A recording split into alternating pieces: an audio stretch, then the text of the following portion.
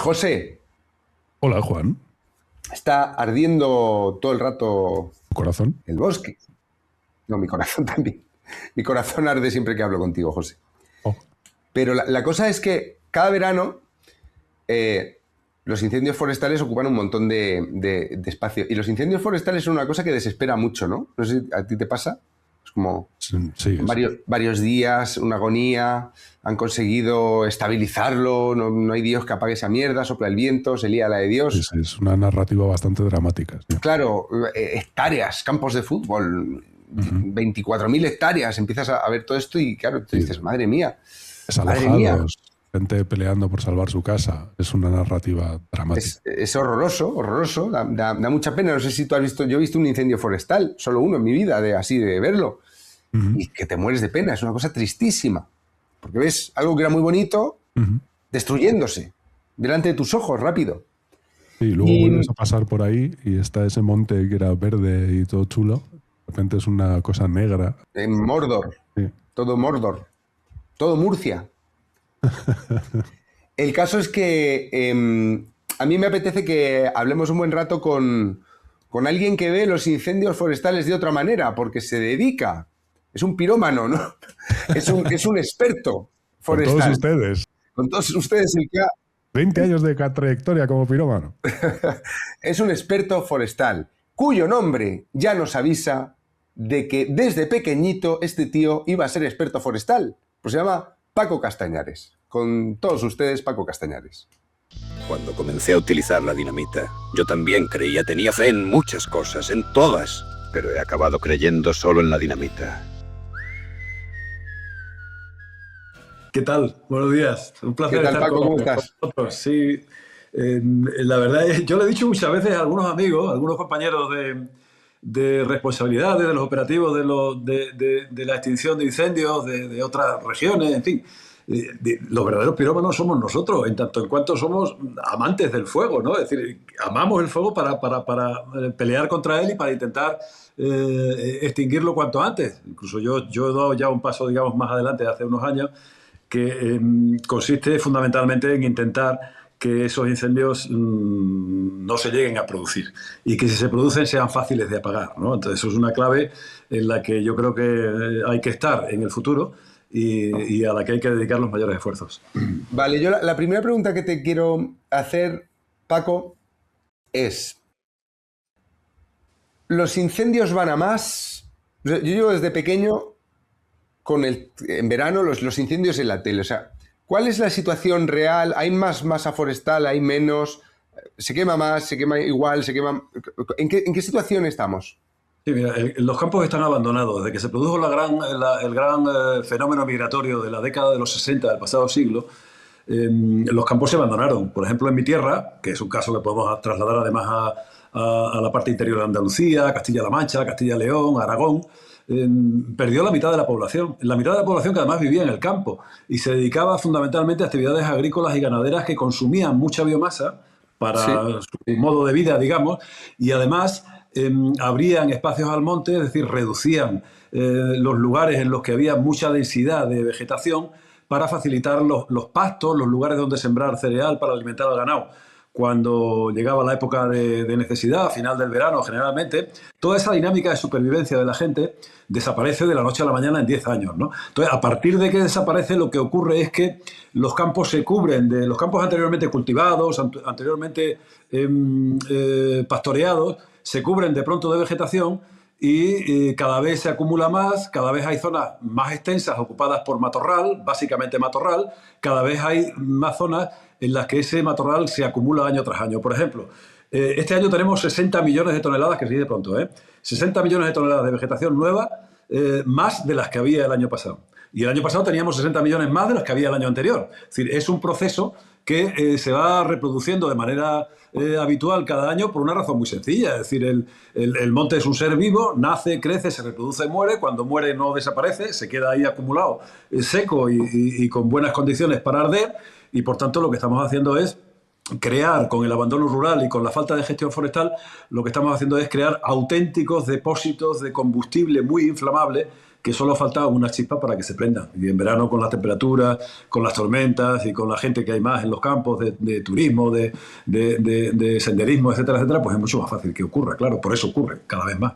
Claro, entonces, en los años 90, que es cuando yo era un niño y los incendios ocupaban ya un lugar muy, muy preponderante en los telediarios del verano, ¿el proceso que estábamos viviendo se parecía mucho a lo que estamos viviendo ahora o ha ido en aumento por ese aumento de la masa forestal? Ha ido claramente en aumento. En los años 90 es cuando creamos los servicios de extinción. Es decir, hasta entonces, hasta que se produjo el abandono rural, para ser riguroso, los incendios que se producían en el campo, la gente los apagaba pues con sus herramientas manuales, con agua, fundamentalmente con retamas y con escobas que golpeaban las llamas y con eso lo apagaban. No necesitaban nada más, ¿no? No había servicios de extinción.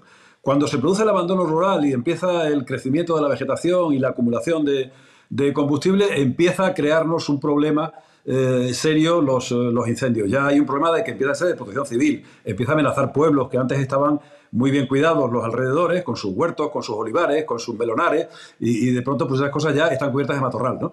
Por tanto, las llamas se empiezan a acercar a las poblaciones. Entonces tenemos la obligación de defendernos de los incendios forestales. Creamos los servicios de extinción y con ello lo único que hemos conseguido ha sido que cada vez haya menos incendios, es decir, los apagamos más eficazmente. Incendios hay muchos, pero no se llegan a hacer grandes porque los apagamos eficazmente, pero cada vez los incendios que no somos capaces de apagar son más grandes. ¿Por qué?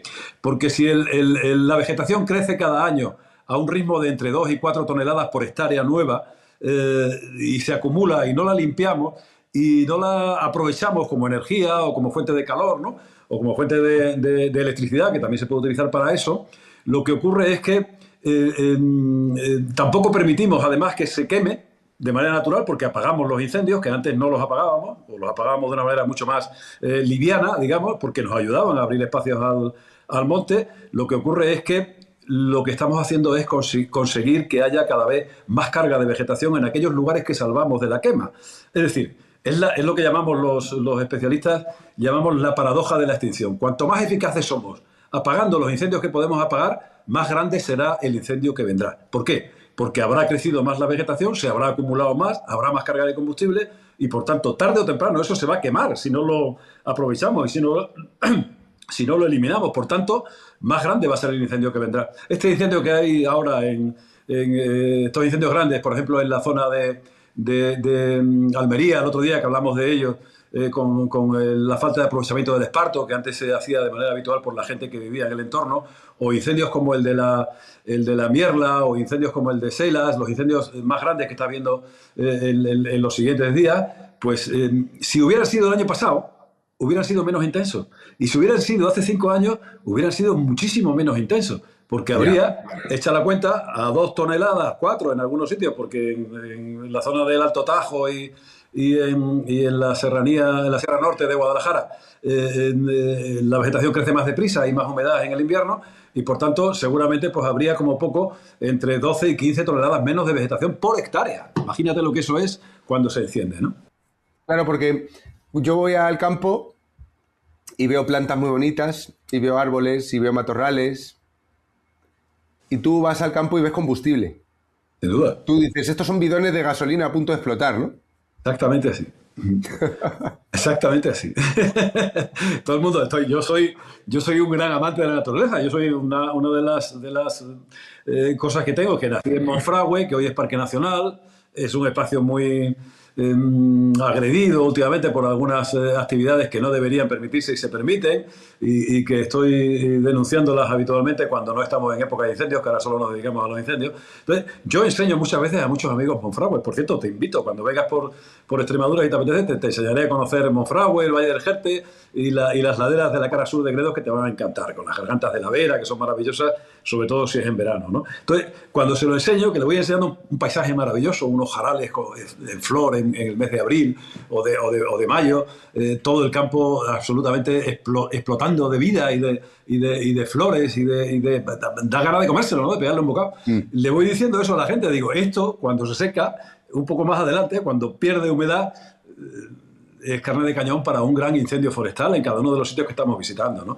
La gente se echa a reír y dice, qué dramático eres, pero luego me llama, claro, cuando me ven en la televisión estos días y ven que estamos de alguna forma explicando por qué ocurre esto, dicen, ¿qué razón tenías cuando nos lo explicabas y nos lo tomamos a broma? Digo, pues es que es así, veis flores, veis vegetación, veis paisaje muy bonito, y el paisaje, para que siga siendo bonito y para que siga siendo agradable y para que cumpla su función de mantener vida lo más diversa posible en la naturaleza de cualquier rincón de la península ibérica y del mundo, pues necesita gestión, necesita aprovechamiento, necesita que todos los seres vivos que hay en el entorno interactúen con él, incluidos los humanos, que parece que para algunos iluminados de última hora, ecologistas de última generación, que son más bien domingueros, más que ecologistas, parece que los humanos fuéramos una especie invasora, que hemos llegado de Marte y de pronto vamos a destruirlo todo. Oiga, que llevamos aquí cientos de miles o millones de años y ahí están las pinturas rupestres de los abrigos que hay en Monfragüe que lo acreditan, ¿no? Es decir, no venga a echarnos cuando nosotros somos los más antiguos de aquí.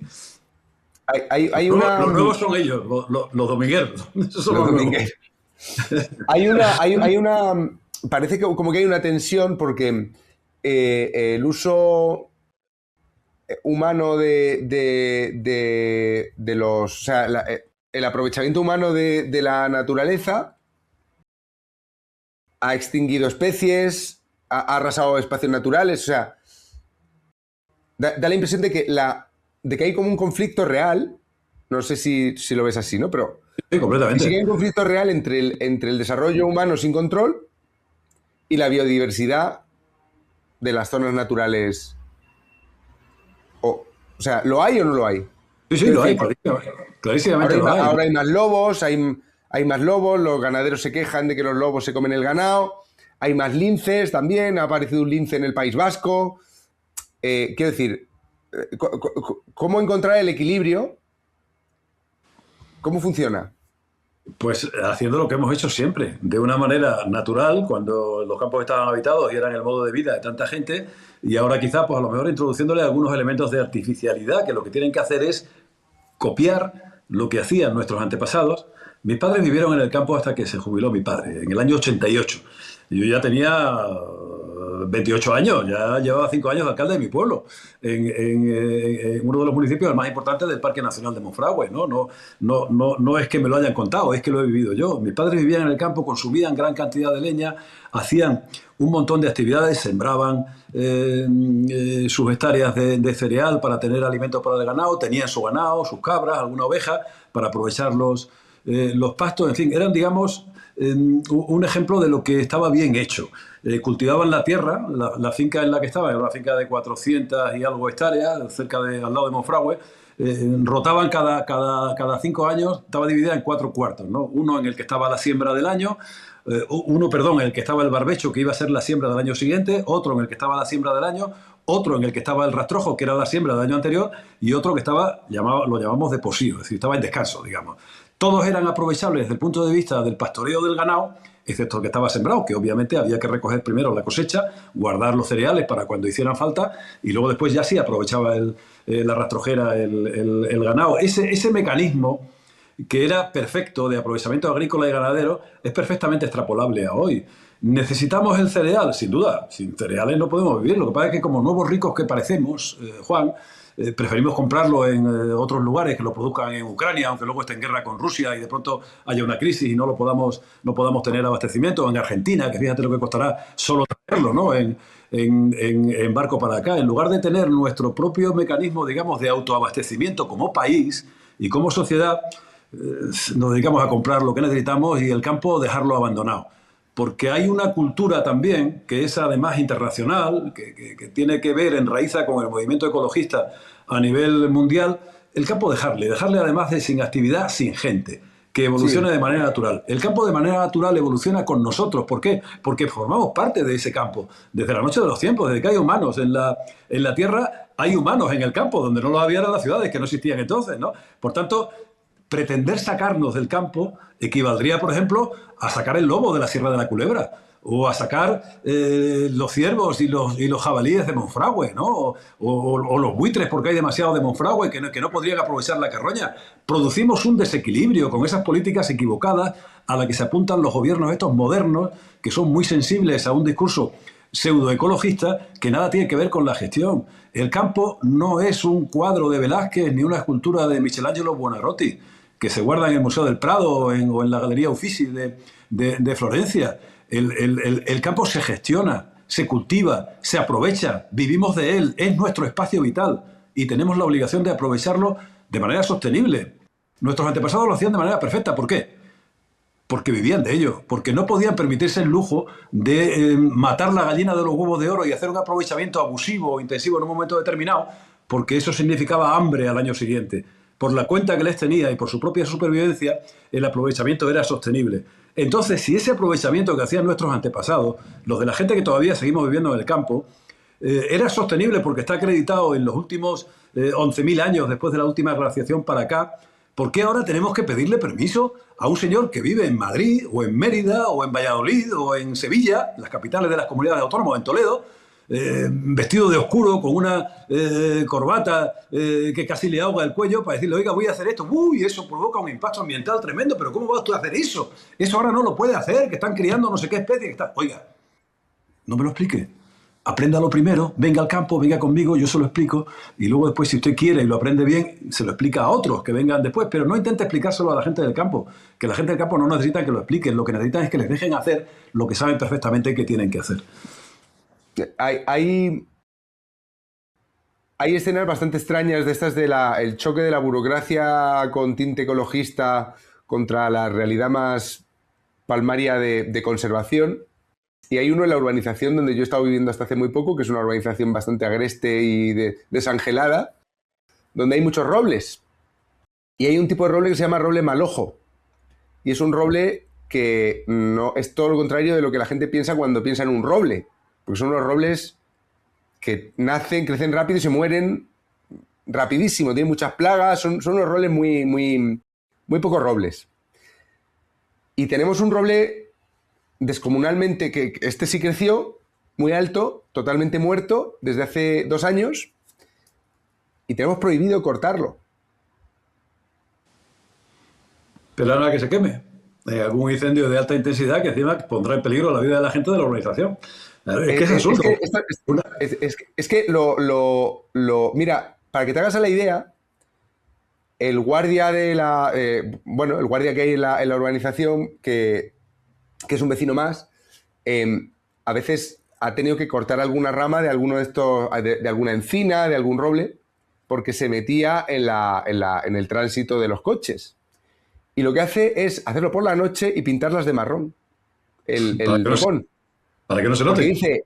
Porque dice, es que pasa a Guardia Civil, ve que corta una rama y a lo mejor son 100.000 euros de multa.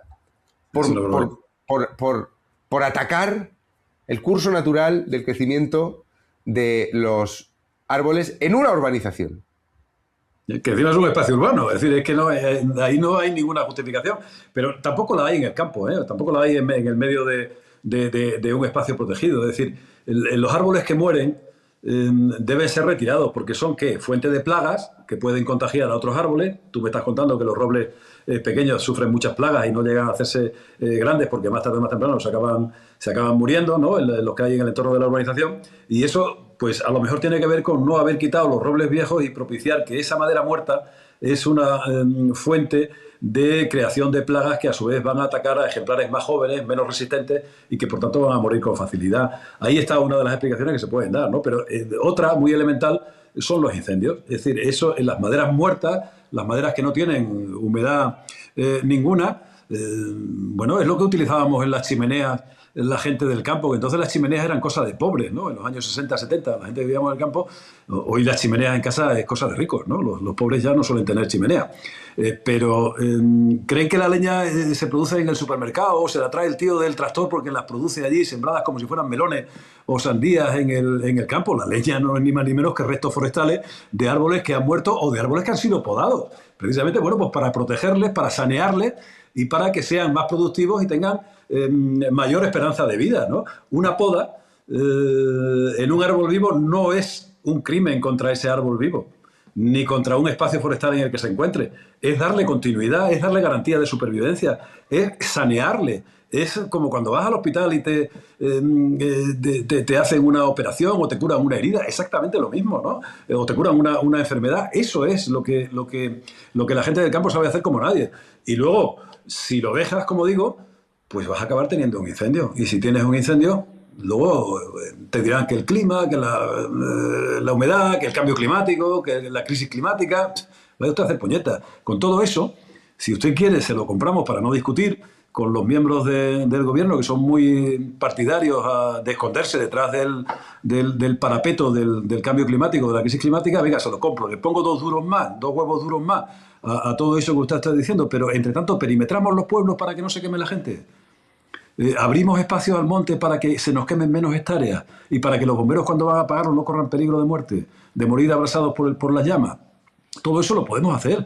Y con eso, con su cambio climático y mis 2 huevos duros más que yo le pongo para no quitarle la razón, los montes van a estar saneados, no se van a quemar en incendios de baja intensidad, no van a afectar negativamente ni a pueblos, ni van a amenazar, ni mucho menos a matar gente, y además van a facilitar el trabajo de los medios de extinción, que lo van a hacer con comodidad y sin poner en riesgo su vida, que los llamamos héroes, pero los estamos mandando al matadero, ¿eh? Les estamos mandando a campos llenos de gas, donde sobrevivir ya cualquier humano y cualquier animal es un verdadero reto, es una verdadera heroicidad. Si encima trabajas y apagas un incendio o controlas un incendio, ya es para que le dieran la medalla todos los días, la medalla al mérito del trabajo, sin duda, a cada uno de ellos, de los que lo hacen. Todo eso se puede evitar, y se puede evitar haciendo una gestión que en absoluto supone una amputación o un atropello a la riqueza forestal ni a la naturaleza. Al contrario, eso es garantía de supervivencia de la naturaleza, de autosucesión,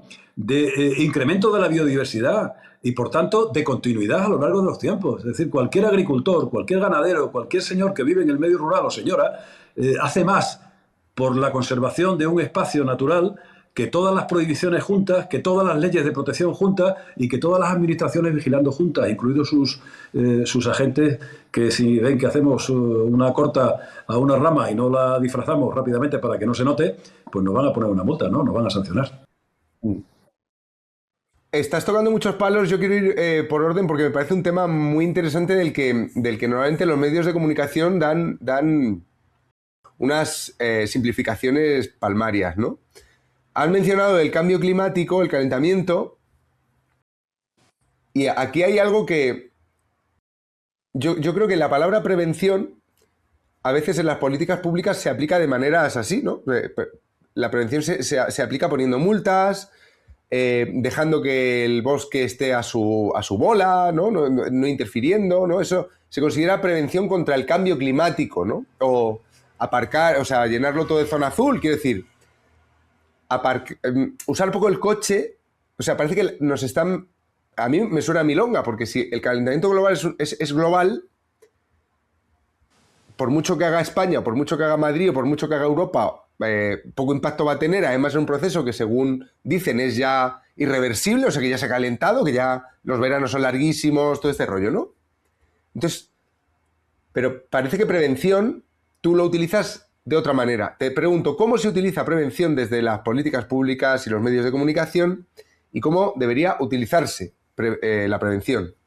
Pues se utiliza, el otro día me reía en un debate, yo no siempre me meto, pero hay veces que cuando llega esa hora última del día en la que estás a punto de irte a la cama, me meto doy una vuelta por las redes sociales y veo algunos comentarios que hacen a las cosas que yo he publicado, ¿no? Y todo el otro día uno, con buena intención, un seguidor mío, me dice un poco alarmado, ¿no? Dice, pero Paco, ¿entonces tú no crees en el cambio climático?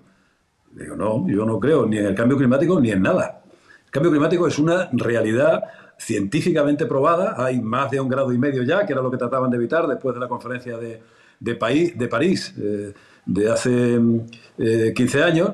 Pues hay 1,5 grados, hay más de 1,5 grados más ya que en la época preindustrial, ¿no? Y obviamente estamos hablando de la temperatura media del planeta. Eso implica que hay puntas y hay zonas del planeta en el que eso se nota más. La nuestra es una de ellas, ¿no? Toda la cuenca mediterránea y, por tanto, nuestro país y Portugal también, claro. Eso implica que estamos teniendo temperaturas que puntualmente pueden superar umbrales anteriores. Eso seca más la vegetación. Hay además momentos en los que antes no hacía calor, no había, por tanto, falta de humedad. Nada más que en los 2 meses de verano clásicos, julio y agosto. A lo mejor si se adelantaba un poco en mediados de junio y se atrasaba, nos íbamos a mediados de septiembre.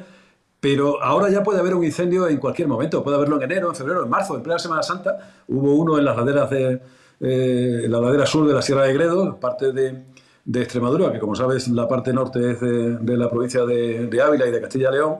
Claro, es una zona muy expuesta al sol, muy sometida a la radiación solar, con una vegetación muy fina. Ahí solamente hay pasto y hay matorral fino, ya no hay árboles a esa altitud, que está por encima de los 1.300, 1.400 metros. Y eso es muy vulnerable a las oscilaciones, digamos, de la humedad y de la temperatura. Si hace sol, se secan rápidamente. Si les pega el viento, que les pega mucho porque es una ladera expuesta al viento, se secan mucho más rápidamente todavía, y si llueve se humedecen al 100%. Es decir, si llueve, al día siguiente no van a arder, ni dentro de 2 días, pero en cuanto haga 2 días sol y les pega un poco el viento, ya se seca, aunque sea en marzo o sea en enero. Hay muchas más posibilidades ahora que antes. Pero, por lo demás, todo depende de la carga de combustible, de la carga de vegetación que tienen los montes. No dependen de otra cosa. Y con un añadido climático también, para que se lo expliquemos entre todos. Tú, que además participas mucho en muchas tertulias que yo te sigo, a los defensores a ultranza del cambio climático como si fuera una religión. Es decir, como algunos defienden al cristianismo radical y otros al yihadismo radical y otros al talibanismo, en fin, yo qué sé. Tan radicales unos como los otros, también los del cambio climático. Mire usted, este año pasado, este que estamos, ya veremos, lo echaremos la cuenta al final, aunque haremos alguna cuenta intermedia. El verano pasado se nos quemaron casi 400.000 hectáreas en solo 20 días de agosto, en unos incendios absolutamente terroríficos. Las emisiones a la atmósfera de CO2 de esos árboles que se quemaron, y de ese matorral que se quemó, y de ese pastizal que se quemó, fueron de 19 millones de toneladas de CO2. Es decir, todo el esfuerzo de nuestra economía, de nuestro gobierno, de nuestra sociedad, para frenar el calentamiento global y disminuir la velocidad de crucero del cambio climático, se fue por la borda en solo 20 días de enero, por fallar en algo tan elemental que no tienen en cuenta. Es decir, los coches de combustión, los coches de gasoil o de gasolina los sustituimos por coches eléctricos. Luego, si quieres, preguntamos de dónde producen la electricidad y cucuánto CO2 genera la producción de energía eléctrica. Pero vamos a comprarles ese argumento también para que para que nos escuchen un rato más, porque si ya nos habrán dejado de escuchar los que nos oigan, ¿no?, cuando lleguen a la altura de esta conversación. Si no tenemos en cuenta que eso no lo podemos remediar, esas emisiones a la atmósfera no las podemos remediar si no gestionamos el medio forestal, si no gestionamos los montes para evitar que se quemen, estamos haciendo un pan como unas tortas. Estamos sacrificando unas cantidades ingentes de dinero, haciéndole la vida difícil a mucha gente que tiene pocas alternativas de adaptarse a la nueva realidad, digamos, baja en emisiones, y luego estamos soltando emisiones que equivalen, para que te hagas una idea, al 77% de la producción eléctrica y el consumo eléctrico de nuestro país, al 37% de la automoción, es decir, de lo que echan a la atmósfera de Madrid, de Cáceres, de las ciudades, de todas las ciudades de España, de todos los lugares de España, en nuestros coches. Es decir, estamos haciendo un pan como unas tortas. Es mucho más eficaz contra el cambio climático evitar que se quemen los montes con una buena gestión forestal que descarbonizando la economía. Esa es la mejor manera, la más rápida y la que más efecto tendría de descarbonizar nuestra economía. Pero no se dan cuenta, claro. Van a eso como van a misa, y así nos va. Esto es muy interesante, ¿no? Porque parece que una vaca lucha más contra las emisiones de CO2 comiéndose el pasto, ¿no?, que comiéndose el combustible, ¿no?, que una zona azul. Sin duda, sin duda, sin duda. Y una cabra ni te cuento, que además roe monte, come monte, ¿no? No solamente pasto. Las vacas también, pero son más, digamos, más proclives al aprovechamiento de los brotes del matorral. Las cabras son más, digamos, más montesinas, más específicas de las zonas de monte denso, que las vacas y las ovejas, que son más de dehesa, de espacios abiertos, ¿no? De lugares de pradera, de comer hierba fresca y pasto seco cuando se seque. Pero eso no lo van a entender si no entienden la dinámica rural, claro. Hay una cosa muy, muy, muy interesante que tiene que ver con eso que dices de la religión del cambio climático, que es, como el cambio climático es antropogénico, o sea, como lo genera la actividad humana, el uso de energía, etc., se interpreta a partir de esa premisa que cualquier intervención humana como que contribuye al cambio climático. Por ejemplo, la poda. Por ejemplo, la quema del matorral. Por ejemplo, o sea, digamos, las actividades clásicas de conservación cinegética de la vida rural, ¿no? Totalmente. Y además son justo lo contrario. Es decir, precisamente por ser una creencia no basada en la ciencia, ni tampoco en la técnica, ni en el conocimiento del medio, lleva a la gente a pensar eso. Y como tienen, digamos, predicamentos, lo han tenido históricamente, lo siguen teniendo, es muy difícil luchar contra esa tendencia. Es decir, un señor que dice ser ecologista, que está inscrito en una asociación, en teoría sin ánimo de lucro, luego otro día, si quieres, hablamos de los lucros de esas asociaciones, que son auténticas multinacionales a nivel global, con unos niveles de facturación que ya los quisieran las multinacionales españolas, ¿no? Las más grandes, desde Iberdrola, Acciona, Ferrovial, etcétera, etcétera, ya quisieran tener los niveles de facturación que tiene, por ejemplo, SEO BitLife a nivel global, con las multinacionales a las que pertenecen y sus fuentes de financiación, ¿no? Entonces, explicarles eso a la gente desde un punto de vista, digamos, campesino, puede ser el mío, ¿no? Por mi procedencia. Sí, este es un destructor de naturaleza, este es un tipo que incrementa el cambio climático, es un salvaje, mata animales, corta plantas, tala árboles. Yo me creo más al que se apunta a una asociación ecologista y dice que hay pobrecitos animales, ¿no? ¿Qué daño hizo Walt Disney con Bambi y compañeros mártires, ¿no? en las sociedades modernas? Porque no nos han permitido ver que la naturaleza, la vida en el campo, la real, la que no se ve en las ciudades ni se ve en los grandes medios de comunicación de masa, es una lucha por la vida y por la muerte diaria de todas las especies animales y vegetales. Es decir, un herbívoro come hierba o come una planta, de alguna manera poda, ayuda o contribuye a podar una planta, pero como es un animalito, pues como es un animalito no humano, pues no le atacamos, ¿no? Un carnívoro, un depredador, mata bambis, mata liebres, mata conejos, se las come. Y claro, pues es que pobrecito el animal también tiene que comer, ¿no? Como no ven esas imágenes, como no están presentes en el campo, no entienden que eso que nosotros hacemos también, porque originariamente somos una especie predadora, estamos, digamos, en la cúpula, en la parte alta de la pirámide de población animal. Nosotros somos el único predador que puede dar muerte al lobo. El lobo no tiene predador natural en España.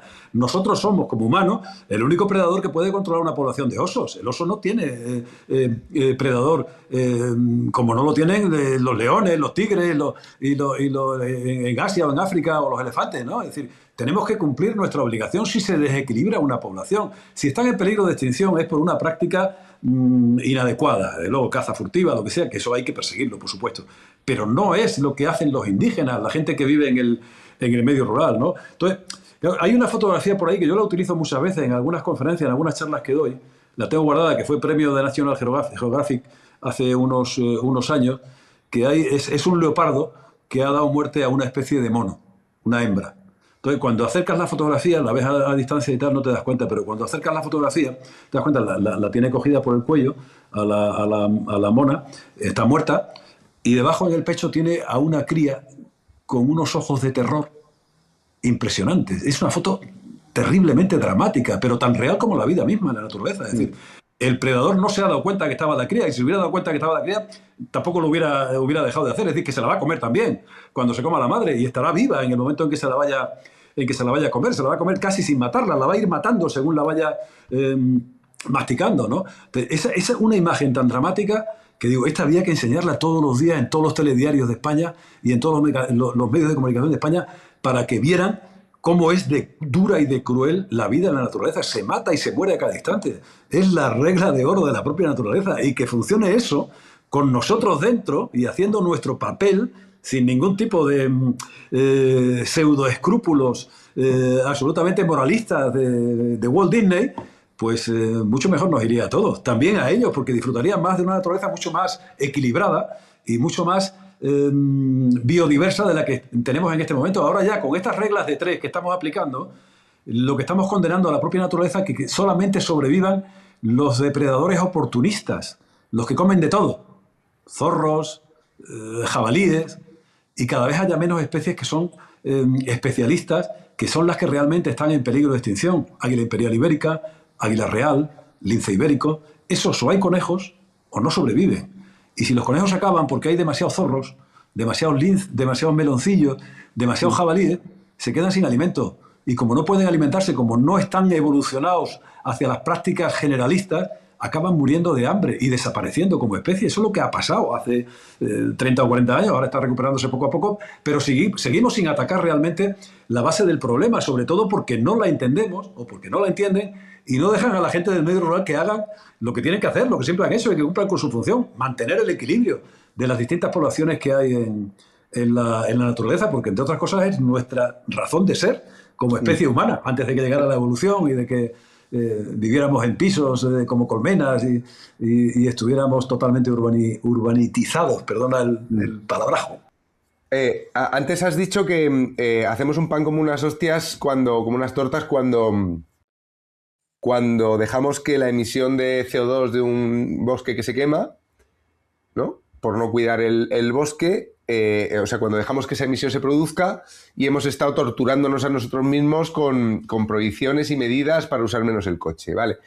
Hacemos también un pan como unas tortas cuando cuidamos tantísimo la fase de reproducción de no sé qué corneja, entonces no sé dónde, y luego se quema el bosque y arden todos los animales igualmente. Todos, absolutamente, todos. Pero como es el fuego, luego siempre buscamos ahí, seguimos teniendo una cultura de orden religioso, ¿no? Como humanos. Entonces, pues resulta que necesitamos inmediatamente encontrar un culpable. Y de ahí nace el mito del pirómano. Pirómano, si existiera el pirómano, que alguno habrá, y alguno existiera, es un enfermo que necesita tratamiento psiquiátrico generalmente interno, ¿no? Ahora ya de pronto nos volvemos contra los enfermos que tienen un problema psiquiátrico, en lugar de buscarles, ay pobrecito, en qué condiciones está, vamos a recluirle, vamos a ayudarle a ver si lo podemos rescatar. De pronto hemos dejado de ser humanos y nos convertimos en bestias para extinguir a aquellos elementos que no comulgan con nuestra religión, con nuestra creencia religiosa, hablando de cambio climático, ¿no? Necesitamos, Dios es grande y todopoderoso y generoso, Alá también, para los musulmanes, pero necesitamos el diablo. No sé qué equivale en la religión musulmana, en el Islam, qué equivale al diablo, pero alguno habrá seguramente, ¿no? Necesitamos alguien sobre el que hacer depositar las culpas y con eso ya nos quedamos tranquilos, ¿no? Hay un incendio grande, que se queman miles de hectáreas, está toda la gente nerviosa mirando las televisiones, pensando por qué pasa esto y tal y cual, y de pronto dicen, no, ha sido un pirómano y lo ha detenido la Guardia Civil. Ya se acabó el problema. Ya está resuelto el problema. Oiga, que le ha soltado la Guardia Civil 10 minutos después, entre otras cosas, porque no va a poder demostrar que él ha prendido fuego. Es muy difícil en el caso de que haya un incendiario, que sería el término más correcto, que de verdad lo hubiera pegado al monte. Pero es que forma parte de nuestra manera de cultivar y de gestionar el territorio. El fuego técnico, el de baja intensidad, el que se hace en los momentos adecuados, nos ayuda a reducir vegetación vieja, que ya no es comestible para el ganado y que ya no es productiva para el entorno, por tanto, lastra la biodiversidad, también la biodiversidad de especies protegidas que defienden los ecologistas, y por tanto lo que hay que hacer es sustituirla, y el uso del fuego técnico de baja intensidad en los momentos adecuados, cuando se quema lo que tú realmente quieres quemar y no más, pues es beneficioso. Mejora la calidad del suelo. Los pastos son de mucha más calidad, mucho más, tienen mucho más poder alimenticio para el ganado y para la fauna silvestre. Los brotes del matorral recién quemado son como chuches para el ganado y para la fauna silvestre. Dan ganas de que, no sé si ha habido alguna vez, sí, si tienes robles alrededor lo habrás visto muchas veces. Cuando en primavera brota el robledal, esas primeras hojas que no han acabado de desplegarse, que están todavía rugosas, sí, se las ve tan tiernas y tan apetitosas que a mí me da muchas veces ganas de pegarle un bocado. Obviamente no van a estar dulces como las chuches, ¿no? Pero para los animales salvajes que no están acostumbrados a comer cosas dulces, esas son las chuches que tanto les apasionan. Por tanto, lo que estamos haciendo es mejorar el entorno, aumentar la biodiversidad y equilibrarla. Por tanto, el fuego no es nuestro enemigo. Sin el fuego, tú y yo no estaríamos hablando ahora mismo aquí, ni los que nos ven estarían viéndonos. Tú y yo nos comunicaríamos por señales de humo desde la sierra del Guadarrama. De humo no, sin el fuego no serían señales de humo.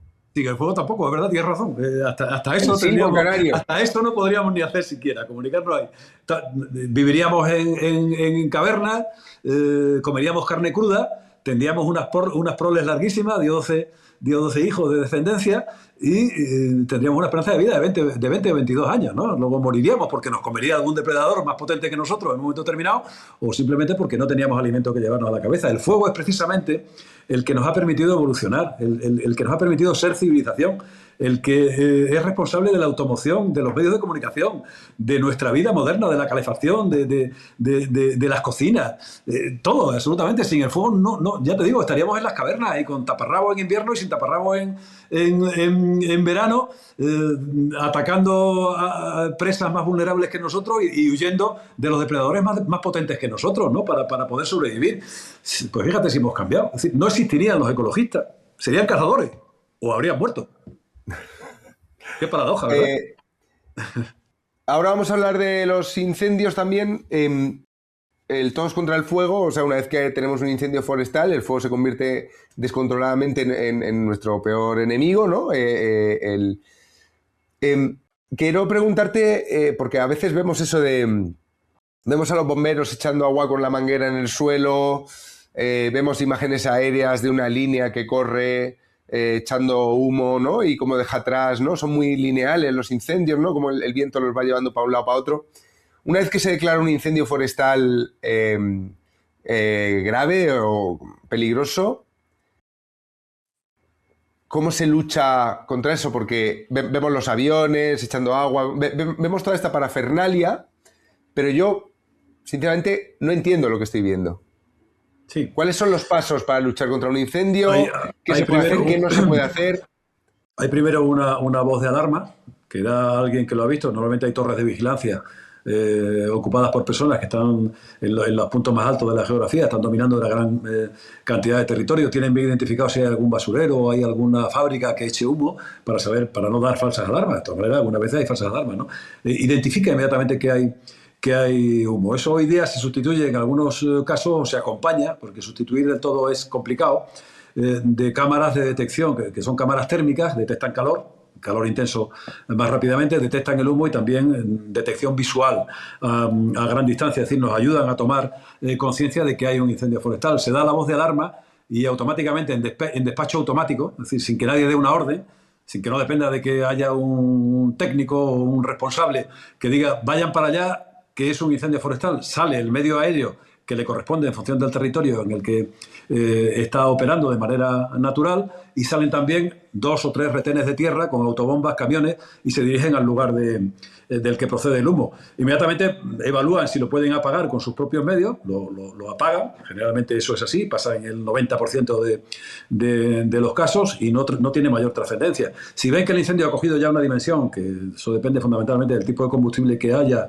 de la situación meteorológica y atmosférica del entorno y del viento, también que la pendiente, que anima a avanzar más deprisa el fuego, pueden darse cuenta inmediatamente de que ese incendio no lo van a poder controlar con los medios que han llegado, es decir, el helicóptero, el medio aéreo y los medios terrestres que han llegado. Entonces, se lo dicen a la torre de control, que a su vez comunica con el centro operativo regional, cada comunidad autónoma tiene el suyo, y deciden qué medios enviar. ¿Cómo lo hacen?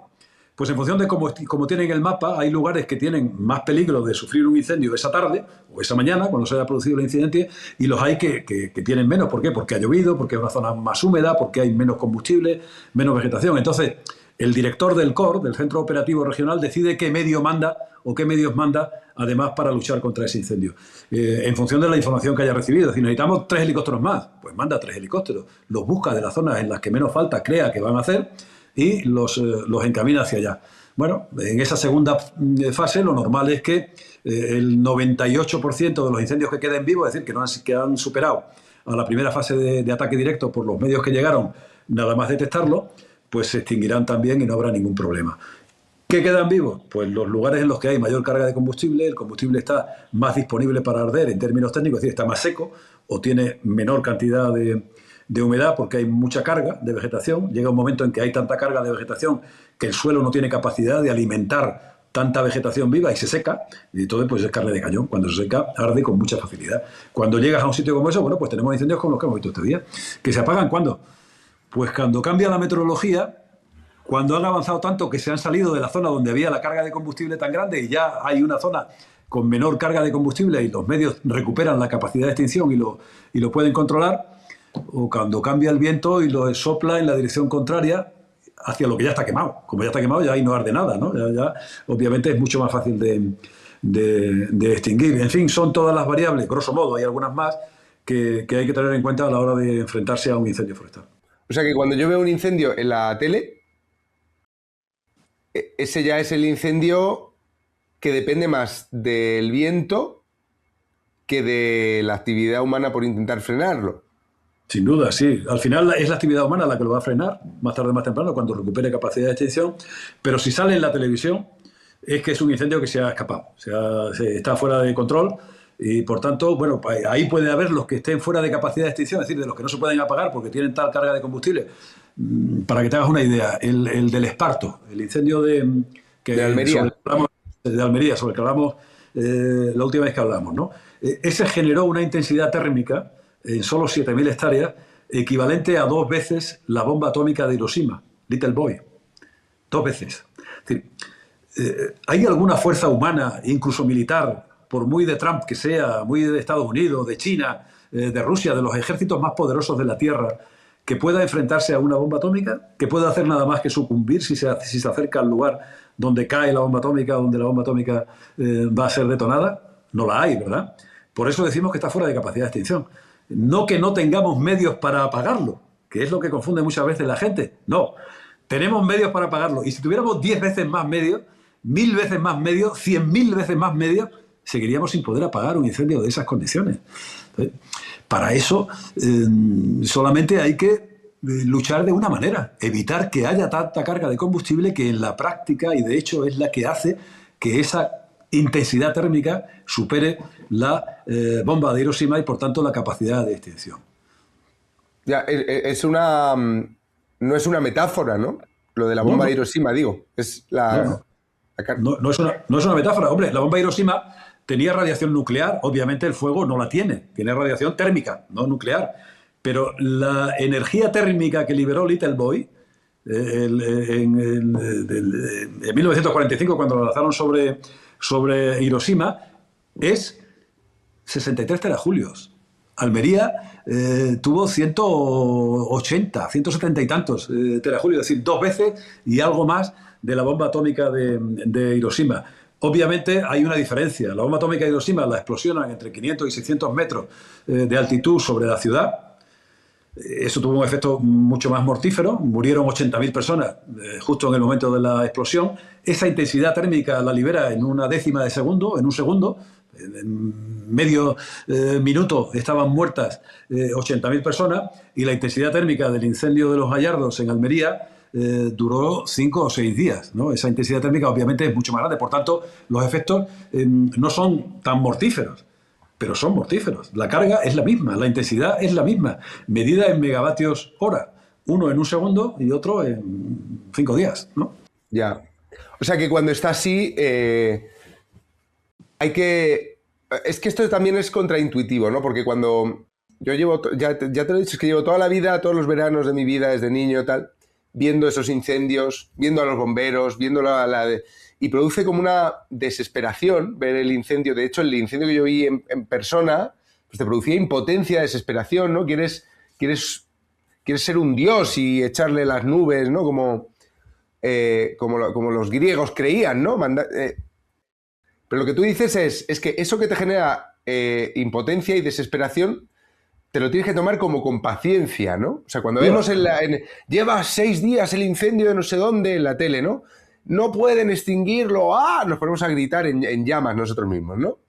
Tú lo que dices es, no, pero paciencia, porque hasta que no cambie el viento, hasta que no se produzca no sé qué condición, es que no se puede hacer nada.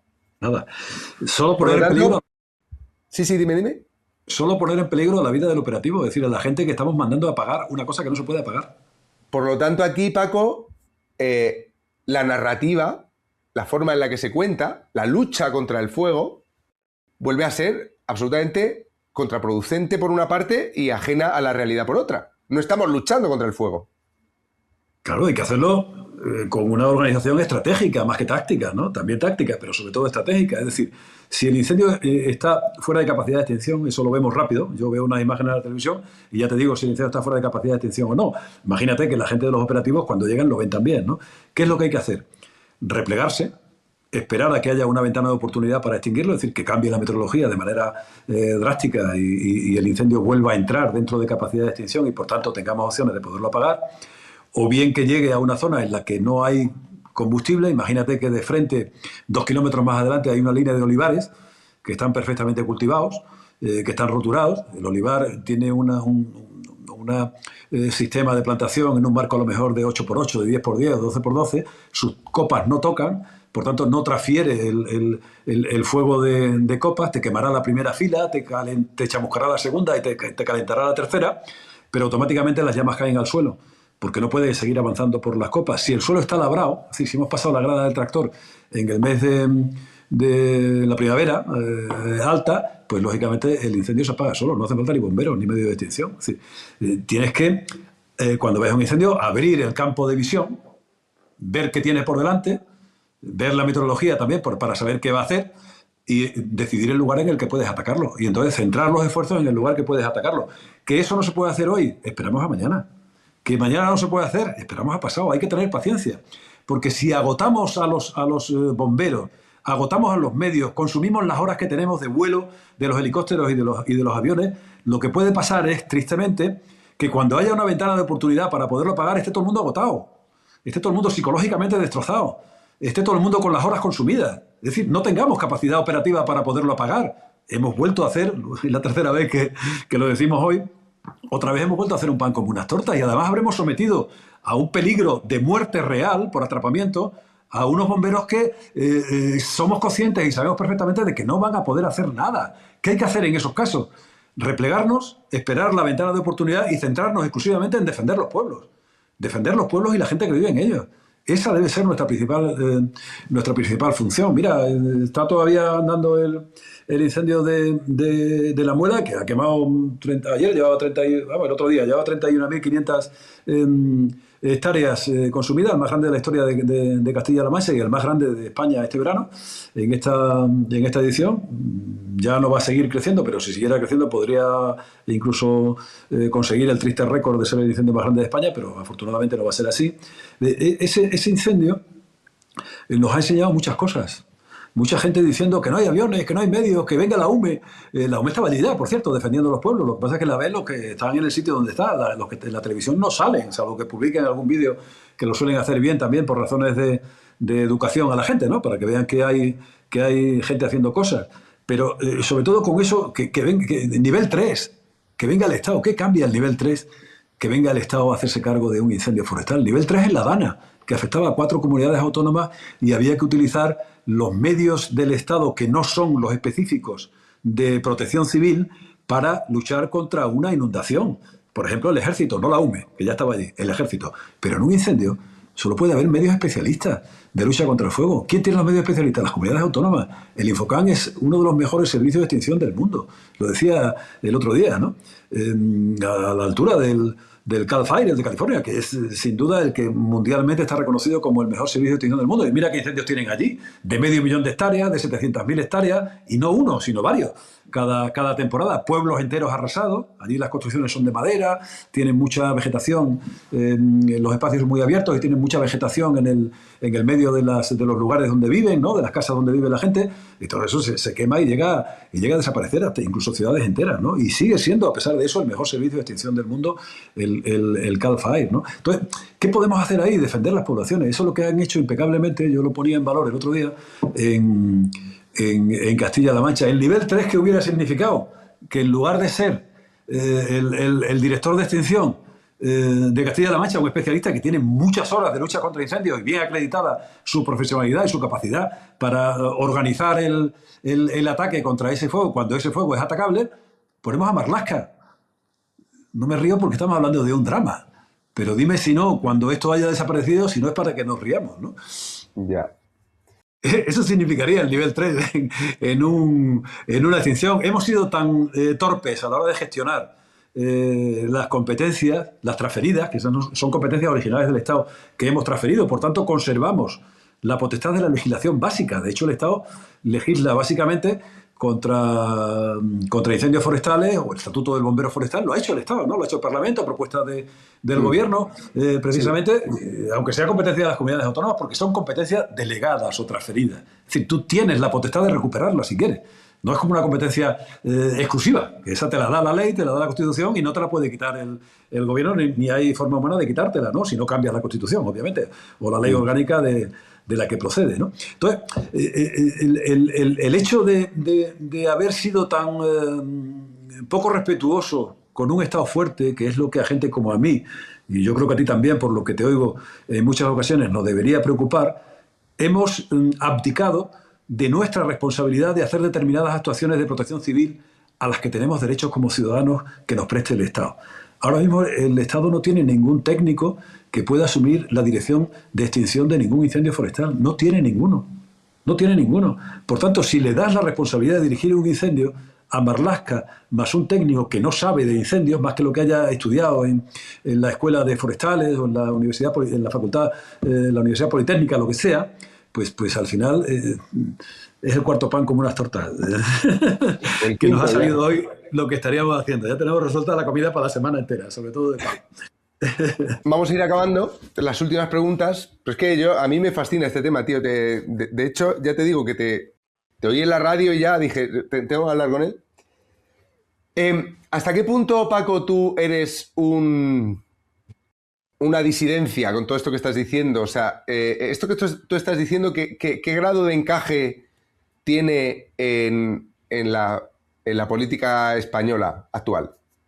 Yo he sido un disidente toda mi vida, en cuanto que tengo la fea costumbre de pensar por mí mismo y de discutir las cosas en las que yo creo y que son las que defiendo, ¿no? No creo en dogmas, por tanto tampoco en consignas de partido ni en argumentarios. No hay cosa que más me reviente de esto. Lo digo muchas veces en mi ya no tan corta experiencia en tertulias y en platós de televisión, porque el año pasado pasé muchas horas allí, ¿no? Pero luego mucha menos de la que tienen los que se dedican profesionalmente a ello, ¿no? Yo le decía en algunas televisiones, digo, tendrían que poner un detector de argumentarios cuando entren los tertulianos o algunos tertulianos en los platós, que pitara cuando viniera un tipo equipado con un argumentario, porque no nos interesa nada. Eso de escuchar a un ministro y a 10 ministros y a 25 diputados y a 250 dirigentes de un partido o de otro, me da igual, en una consejería, los del PP, que son mayoritarias, o a nivel nacional del PSOE. Yo no tengo ningún interés en escuchar eso, ni creo que nadie lo tenga, como si fuera una letanía, ¿no? Lo repiten como si fuera una letanía. ¿Y usted qué piensa? Porque lo que piensa el señor que ha escrito el argumentario, mándelo usted para acá, que discutamos con él, que él sabrá por qué lo ha puesto. Pero usted no, porque le saca del argumentario. Llegué a decirle el otro día, te vas a reír, llegué a decirle el otro día a uno de ellos, digo, mira, yo soy militante del PSOE, díscolo, pero militante del PSOE. Con esto te quiero decir que yo también recibo los argumentarios. Lo que pasa es que no los hago caso. Pero si quieres ahora, después de lo que yo vaya a decir, te digo lo que me vas a responder tú. Si quieres te lo digo, porque sé lo que me vas a responder tú. Porque lo ponen en el argumentario y yo lo tengo. No aceptó el reto. Y el tipo, decir qué manera de confesar que estaba allí con un argumentario, haciéndonos creer que era un filósofo de la vida, que se sabía todas las cosas que había que opinar ese día, siempre, obviamente, para defender a al gobierno porque era del gobierno, pero en el caso del Partido Popular pasa igual, ¿no? Es decir, se nota menos porque no son gobierno a nivel nacional, pero se nota también. Entonces, deberían prohibir los argumentarios y deberían no llevar a gente con argumentario. Gente que piense y que se la valga por sí mismo, ¿no?